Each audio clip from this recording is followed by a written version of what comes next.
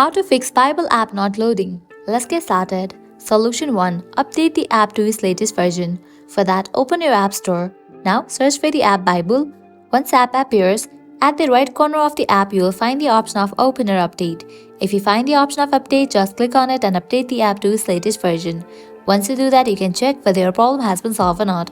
Solution 2. Clear cache for the app. For that, open your settings. Scroll down. Head towards the option General. Open this option iPhone Storage. In this page, you will be able to find all the apps that are installed in your device. Open the app Bible. Now click on Upload app. Click on Upload app. Uploading app clears cache for the app. Now click on Reinstall app. After completion of reinstallation process, you can check whether your problem has been solved or not. If you still encounter this issue, you can apply solution 3. That is, you have to completely delete this app from your device and reinstall it. To do that, you have to click on this option of Delete app. Deleting Bible will also delete all of its documents and data. This action cannot be undone. Click on Delete app. With that, you have just deleted this app from your device. After you delete the app, launch your App Store, search for the app Bible and install it. Applying these solutions, your problem will be fixed. So this is how you can fix Bible app not loading.